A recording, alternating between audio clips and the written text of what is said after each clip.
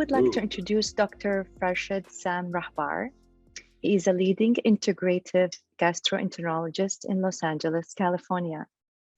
Dr. Rahbar incorporates anti-aging and functional medicine for integrative holistic approach to digestive care. Hi, Dr. Rahbar. Hello there, and hello everybody. We'd like to start with a question. So how about you explain to us the gut system in a simple manner? Okay, I mean, I guess most people would already know how the gut would look like, but the sections that we think about is really starting from the mouth. We forget to include the mouth as an important part of the digestive process. And obviously after that, we have esophagus, we have the grinding and the juicing part, which is the stomach, the small intestine, which is where most of the food gets absorbed, and then the colon, where the elimination takes place. But very important also to know that behind this, there is a huge immune system that monitors the kind of what comes in and what shouldn't come in. And I'm going to do a screen share with you just to kind of, okay. So I put this picture here, and please, you can focus only in this part. And it shows how the internal part of the gut is only covered by one layer cell. This is like having a wall that only has one layer brick on it. And these bricks are attached tightly together to separate us from the world. So in contrast to skin, which has hundreds of layers separating us from the world, the inside is only one layer.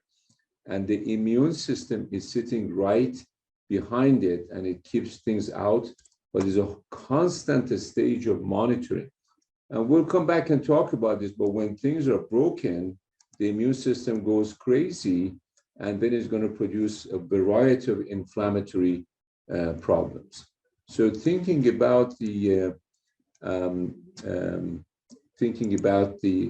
overall structure, you have the anatomical parts, and then you have the mucosa, which is the internal lining, followed by the submucosa, where the lymphatic system and the immune system is sitting, and it kind of monitors what comes in and what should stay out.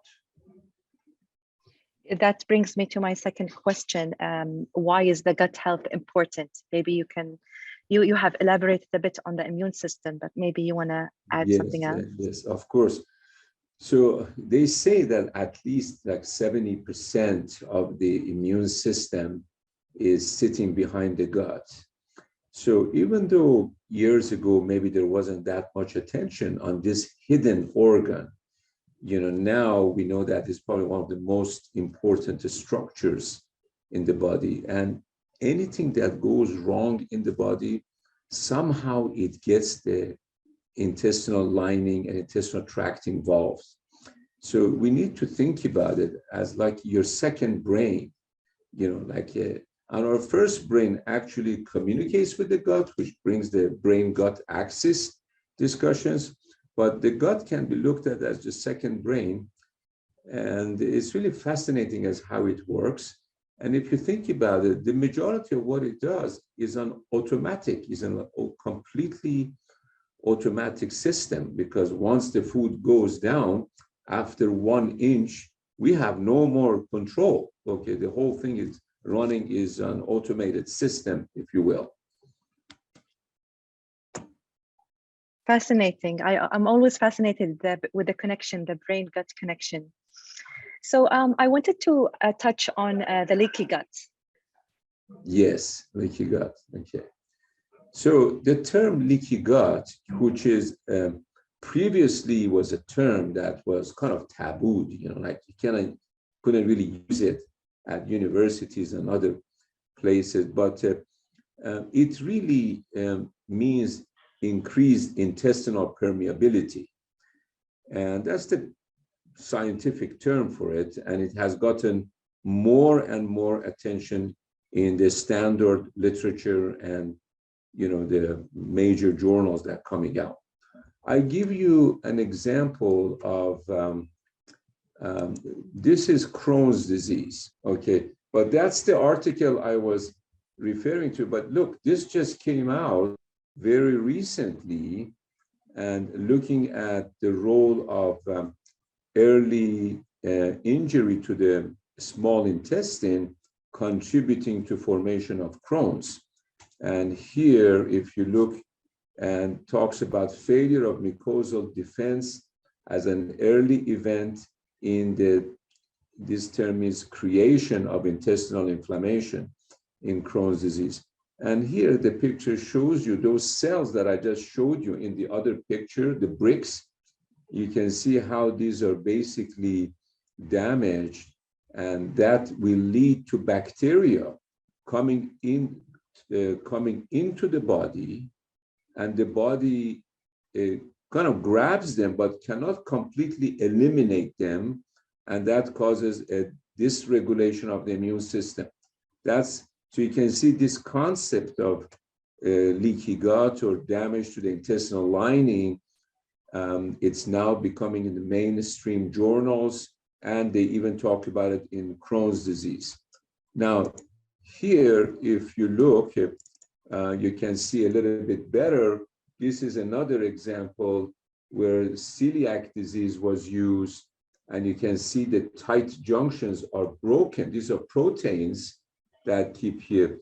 But this particular picture, of course, is fascinating because it shows the role of fungi, which we don't talk about. We always talk about bacteria, but fungi are becoming huge factors in adding to the leaky gut. If you can see here, the fungus is kept outside in a form of a yeast, like brewer's yeast, things like this. Some of this could be probiotics people use, but at times some of these fungi, they take momentum, and it starts to turn into a jackhammer, and it's going to poke a hole here, and that is going to aggravate these mast cells, which is part of the immune system. This type of fungi is called hyphae, and bacteria don't have hyphae, but fungi, they have hyphae. They can become really very aggressive. Analogy of this is if you put some raspberries outside, in 1 to 2 days, you can feel it becomes fuzzy because fungus starts to grow on it. The same thing can happen inside the body because the inside is nice and warm and sweet. There's no sunlight, there is food there. And if the immune system is challenged, cannot get rid of this, and these things will start to take over and produces a variety of inflammatory conditions. So going back to what is leaky gut, so far I gave you a little bit of a description to have some idea, but I actually presented more information about leaky gut back in 2017 at the Anti-Aging Conference. This will give you more details. What does the leaky gut mean? So if you look at these cells, and just to know that this is a courtesy of Cyrex Laboratories, this picture, okay, you can see these are the cells, these are the bricks, okay? And why leaky gut happens, but how does it happen? This picture is going to tell you how it happened. One type of leaky gut is when there's a problem with the cell and the junk can go through it. It travels through it, it comes to the blood. Another type is the cells are okay, but the tight junctions are broken and the junk gets here, bacteria, antigens, chemicals, metals, and they aggravate the immune system. But what is not shown on this picture, and it is published, is the word extrusion, and that means intestinal dropout. Dropout is very interesting because in addition to these two mechanisms, you can have one of these cells punched out. And if it punched out, you're going to have a hole here. At the bottom of the cell, there are stem cells. That's, we have heard about the stem cells, and the stem cells help to replenish this cell. In animal studies, it takes 15 to 20 minutes to replenish a cell. But that is for somebody who has good nutrition. They are not under stress. They have, their body has the proper nutrients to be able to rebuild this back again. Okay, so when there is leaky gut, a variety of problems starts to happen. And here, this is the example of that concept that I mentioned to you, where you have dropouts. This is taken on human beings using a special microscope. You can see this is empty area, means that there is no cell here, and obviously things will leak inside, and we're going to have a leaky problem. Okay. And there are different things to do to help it. We can talk about that later, but I'm hoping this way you develop some idea how the leak actually works. Okay. This is very interesting. I didn't know that it happens in different ways. Doctor, what causes the leaky gut? What causes the bone to be broken or the cell to have a hole? What causes these? Right. Well, what we can do to close it, and what we can do to prevent it to close it, and what's causing it, those are all interrelated questions. Okay. We should start with, how does the injury happen? What causes the injury? Remember, a skin has hundreds of layers. It's a thick, our body's skin is a very resilient organ. So we have much more tolerance at the skin level. But inside the gut, it's only one layer. You take one cell out, you're going to have a hole there. And at the bottom of the crypts, where all those curves are in the intestine, there are stem cells sitting and supporting the recovery of the gut. So one of the first things to do, we need to make sure that our stem cells are in good shape and they're protected. Okay. Now, there are many things people do, but we know certain things will cause leaky gut problem. Let's go over those.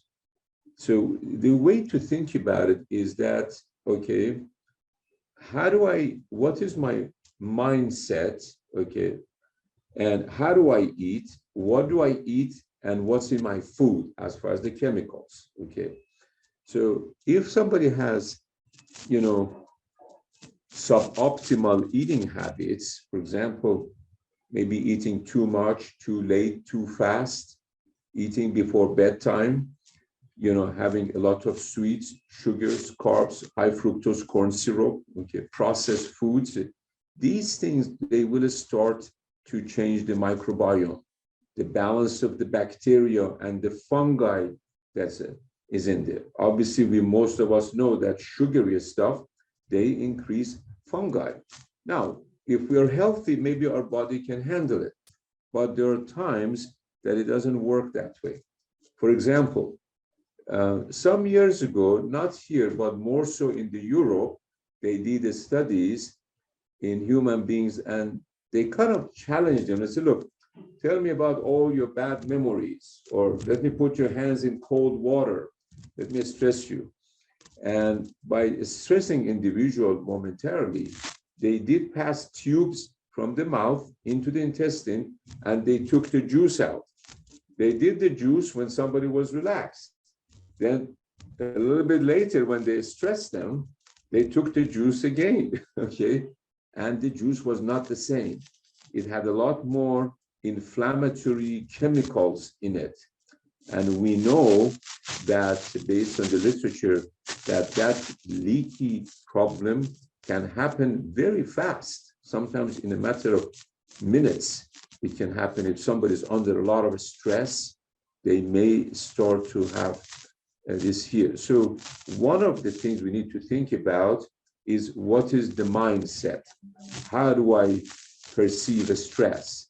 What is stress? Stress is obviously a stimulus. That's all it is. It could be physical, it could be emotional, it could be I be sitting here doing nothing. I think about my past and something I come up and I don't feel good. That is going to change the connection between the brain and the gut. The hormones called CRF. Those things will rapidly affect the gut immunity, open up the pores, and the leak is going to go up. Bacteria can get in. So the state of the mind and how we perceive a stress and how we handle it as part of our emotional evolution, these are very, very important ways to prevent for us not to get in a situation that we're going to cause gut damage. I don't have to have multiple other things. But if I'm under stress and I got food poisoning, well, I have now 2 hits, okay? As if I wasn't really in the best shape, and now I got food poisoning, and my body may not be able to handle it the same way. The other scenario is that I may be the type that eats a lot of fish. I don't have anything against fish, but I am not comfortable with the way our oceans are. Okay, a lot of the fish, they contain chemicals and metals. We see a lot of lead and mercury showing up. And many of our patients who eat tuna, sushi, or halibut, sea bass, and so forth, that they may find high levels of mercury in their blood. The laboratory may say, well, the level is normal. There is no such a thing as normal mercury in the blood. We were not born with mercury in our blood. We were not born with lead in our blood. Human beings are unleaded.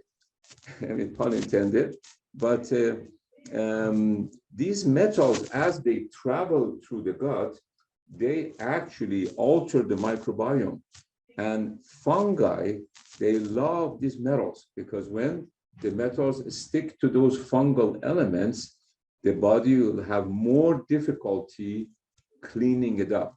So now, if I'm got my food poisoning, but also I got it from eating raw seafood, and I'm the type that eats a lot of seafood with high metal content, now I have 3 hits in that area, and that's going to prolong the recovery. Then you have people who have some genetic predisposition. Based on some of the own testing we have done, we know certain population are slower in ability to detoxify, to remove the toxins of any type. And if you add infection to that, they're going to have a harder time getting rid of the infection. So after a while, the body's ability to deal with it, it may overcome. We may overcome the reserve, the resilience that the body has, and things start to break down.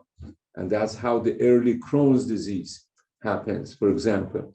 And we looked at some of our patients with Crohn's, for example, that they were not getting better.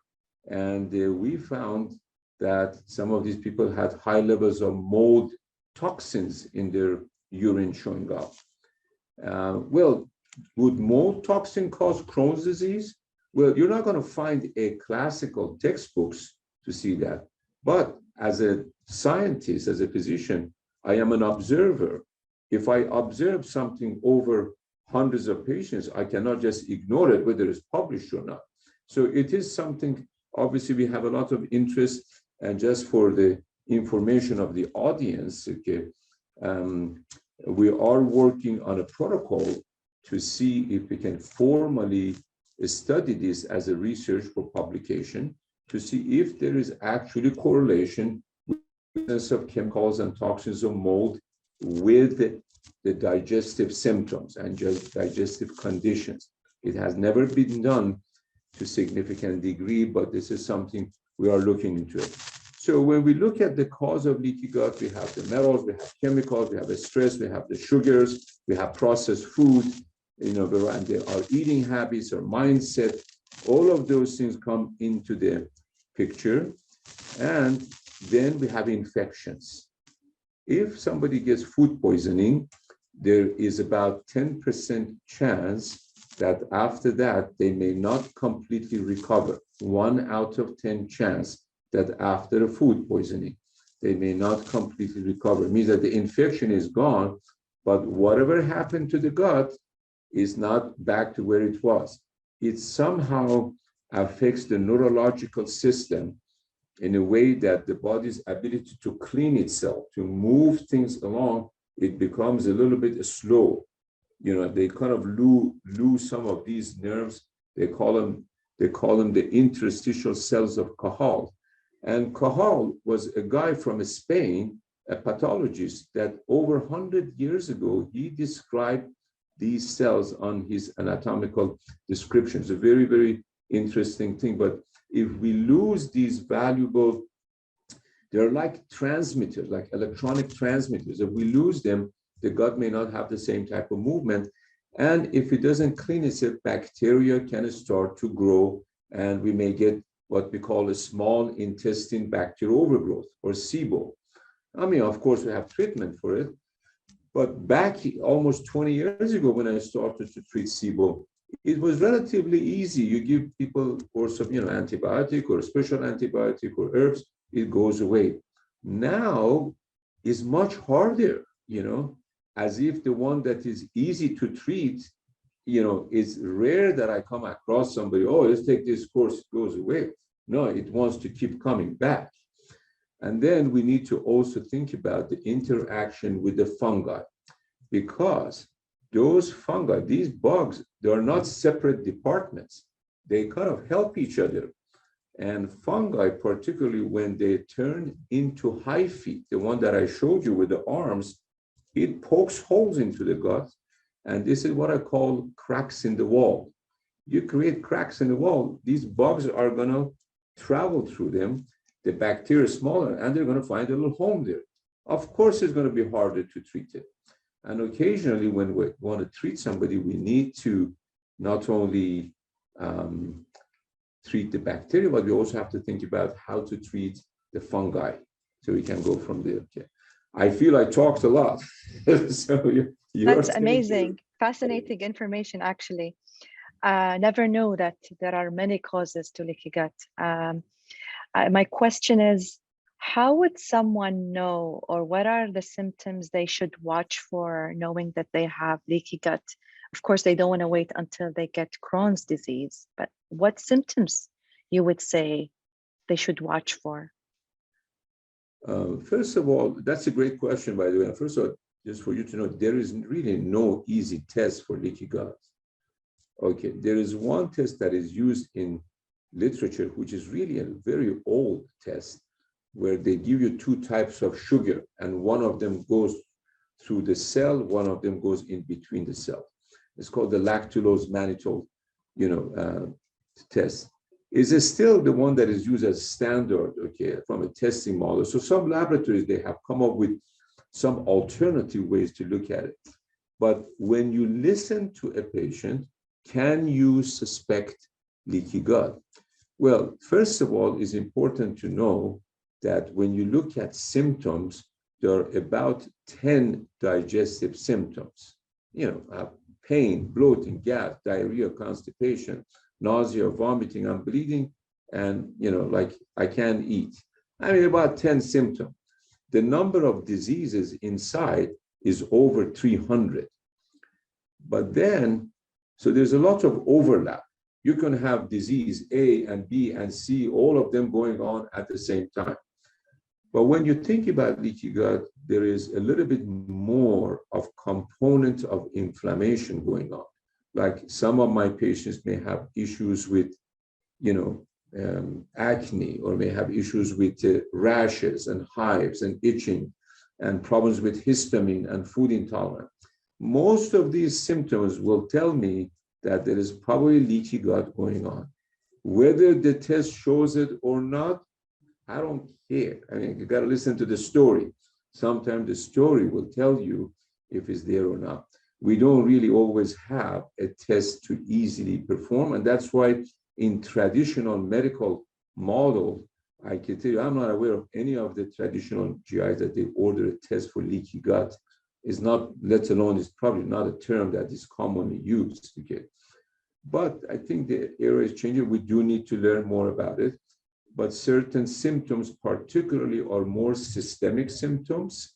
they suggest there may be a, quote, leaky gut problem going on. And doctor, to prevent leaky gut, is it just to prevent the causes you have mentioned, or you want to add something to it? Well, we start with the cause, because if we know what can do it, so for example, to eat raw food that is not 100% sure and take the risk of a risk of a food poisoning, you know, I don't think, I mean, I have patients who have had 2 to 3 episodes of food poisoning. I mean, each time there's a 10% chance that they may end up with overgrowth of bacteria after that. Now, if you have excess bacteria next to the lining is going to feel irritated. So now, you know, one thing could lead the other one. So the metals, the stress, the sugar, multiple uses of antibiotics sometimes could be associated with that. And some of our patients, as you might know, based on the publication we had in 2021, that some of our patients had evidence of tick-borne diseases. They had Lyme disease, Bartonella, babesiosis, or a combination of these things. But even with those patients, many of them, they don't just say, oh, I have Lyme, I have this. You find this and this and this, and they also have maybe a home that was exposed to mold, and then that brings it on. Well, which one is the player? Which one shall I address first? Okay. And generally speaking, I like to address the chemicals, the environment, things that might be easy. And sometimes the body will take care of it. You help one thing, and then the body can just handle the other one. Okay.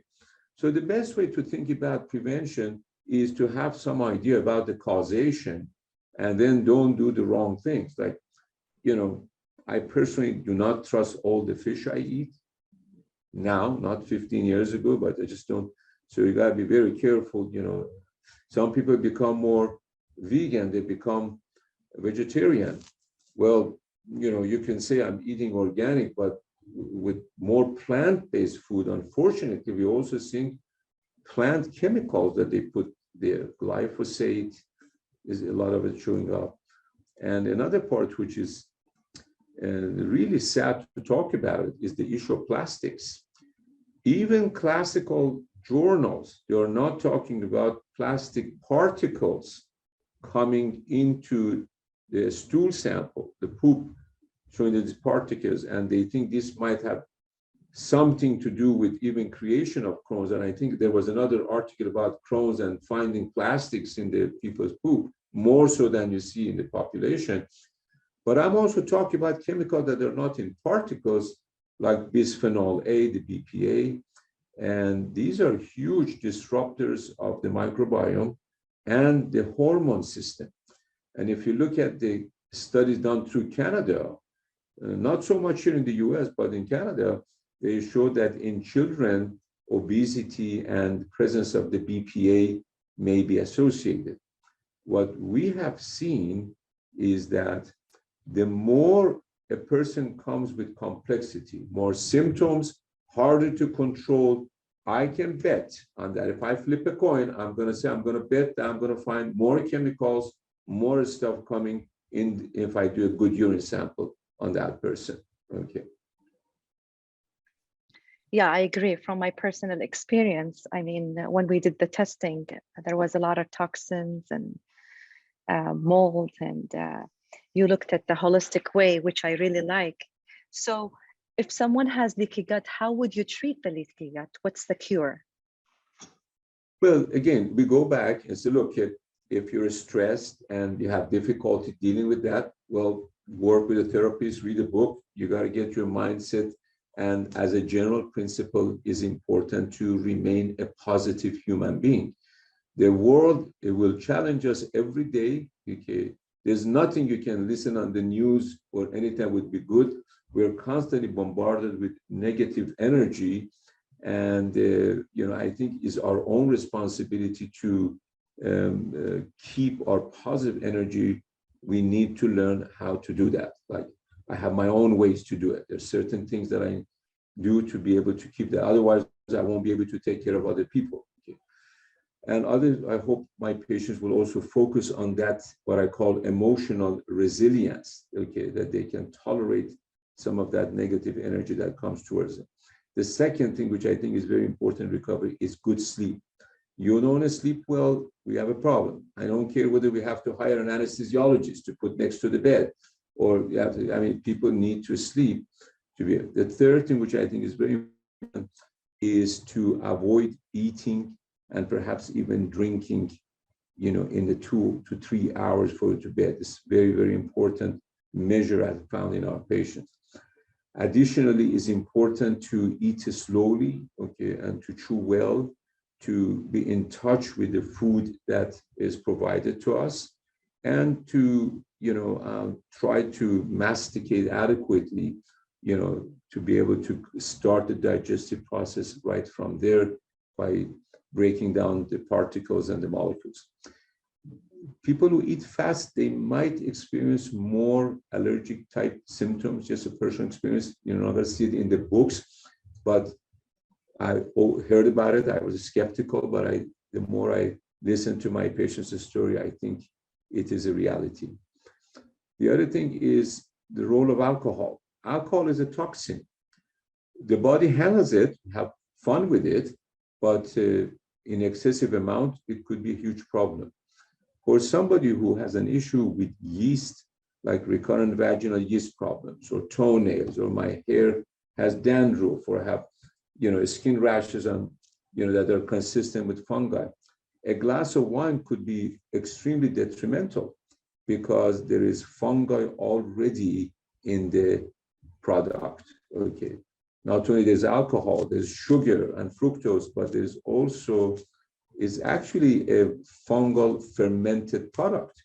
So to add more to it is not something favorable. So you can immediately do things in the lifestyle to make those things happen.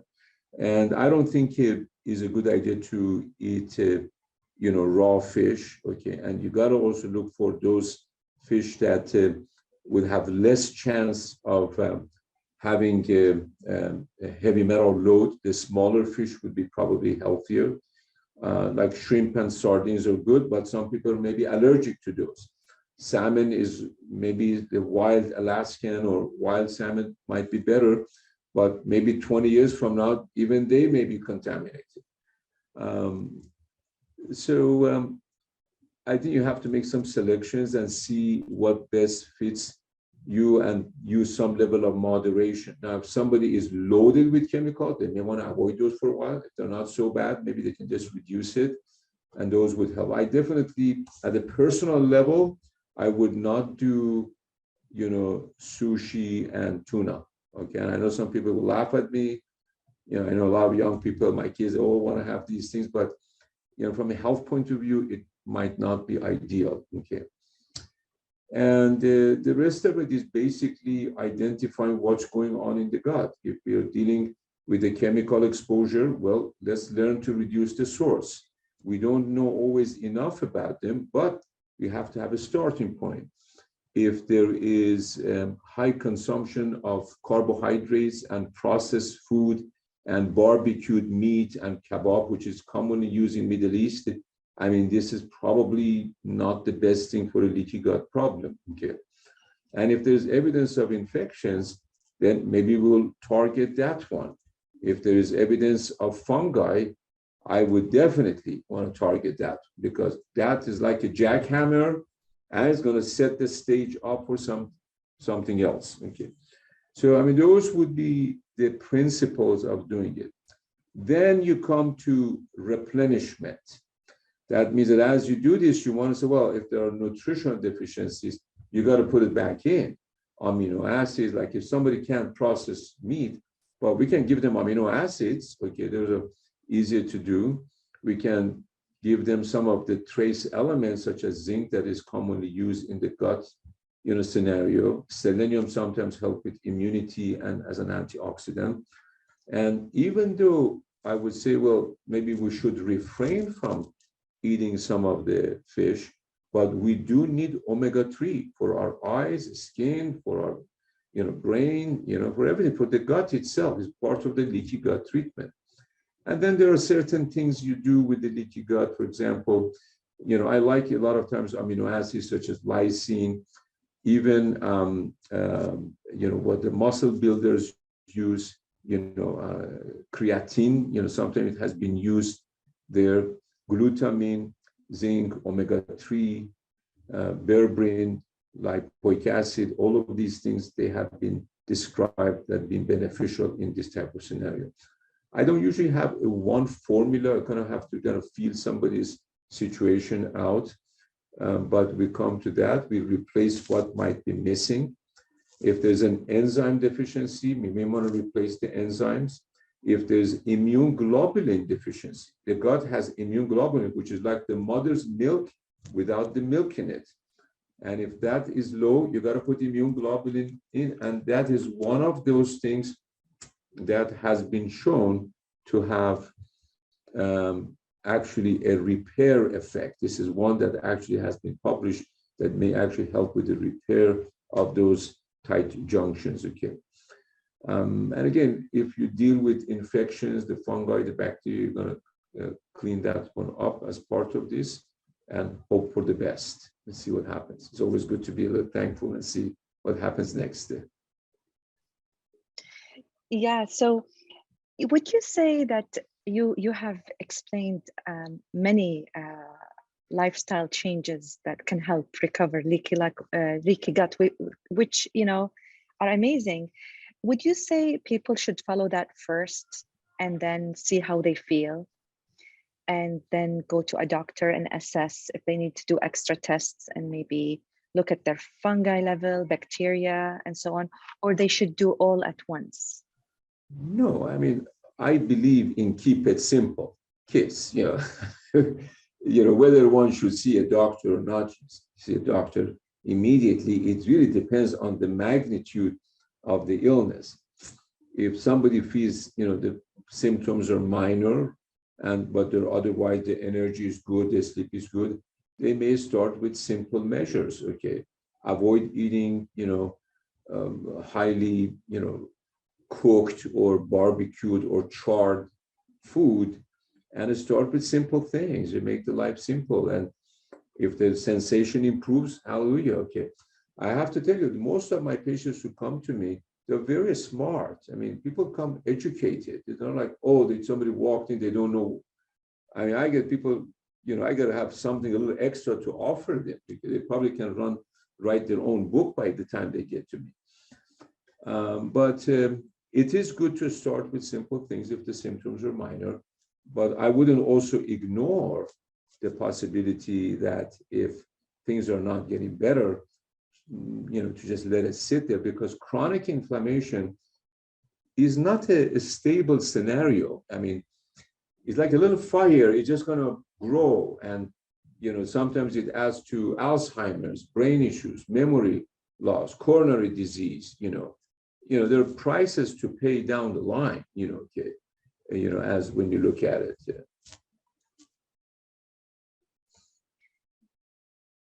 Dr. Rahbar, amazing information. So in general, you have given a lot of information about things we should do and we shouldn't do, but in general, how we could take care of our gut health. I know the gut starts from our mouth all the way. So would you like to add something to that? I mean, I think I covered the majority of that. I don't want to bore people repeating the same thing. But you got to start with your own mindset, because as I said, under stress, it's very immediate, the negative impact that it has. And it's also not one that is easily we can measure. I cannot say, oh, you're 50% of your problem is coming from stress. I can't measure it. Okay, we know it has a contribution. So you got to start with the mindset, the good eating habits. Definitely recommended to eat organic, and also to read, to be up on the literature, to have interest in the area of nutrition. Okay, what I say today, 6 months from now, I may have something to delete or maybe add to it. Okay, things are not.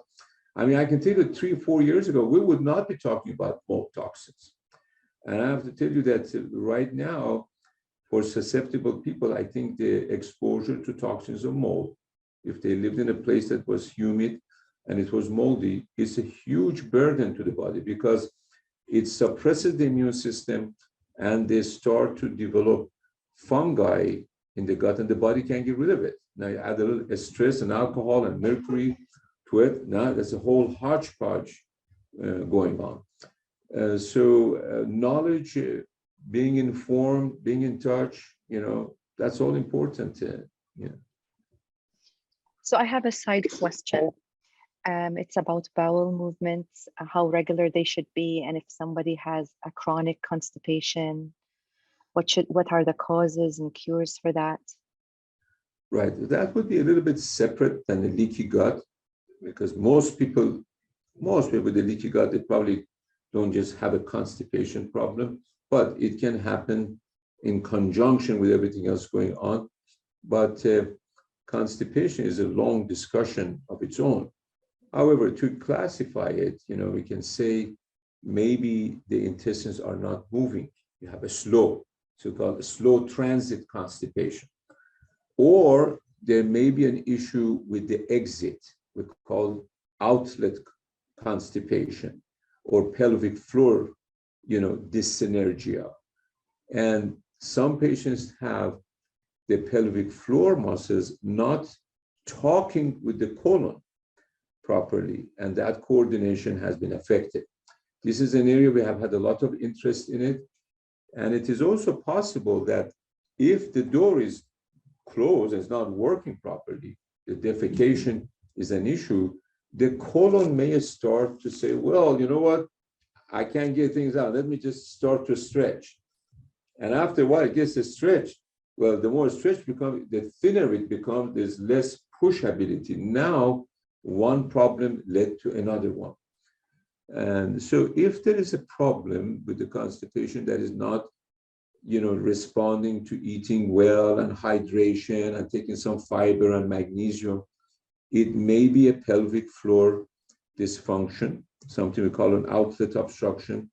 And for that, actually, we do sophisticated physiological testing to look at the pelvic floor muscles and how the rectum, the gut inside, and the pelvic floor muscles, they talk to each other.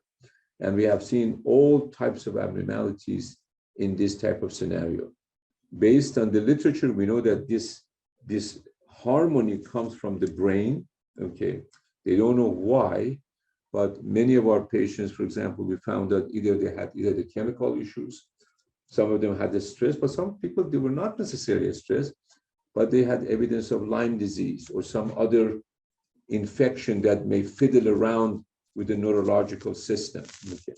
So if the constipation is not getting better, I do suggest definitely a formal evaluation by a physician. If somebody is in the right age group, they may need a colonoscopy to make sure there's no tumor obstruction. And I also recommend to do a pelvic floor examination in the way of doing what we call anorectal manometry or ARM or ARM test. And if that test is abnormal, patients may benefit from physical therapy of the pelvis. They may benefit from biofeedback treatment. These are the type of other things that are out there. Okay. Thank you. And doctor, as you know, many of our viewers are all around the world. So I know you're based in Los Angeles, California, but if they were interested to have you as their doctor, do you do telemedicine? We do offer telemedicine, and we do have patients from many parts of the world. There is some limitation on how much we can and cannot do, but at least we can express an opinion. Then the implementation part of it and hand holding and walking people through it, that's a whole different process, afterwards. And obviously, if people are local here, it would be a little bit easier. But the reality is that it's just not happening that way. So we have ways to communicate through the telemedicine model, yes.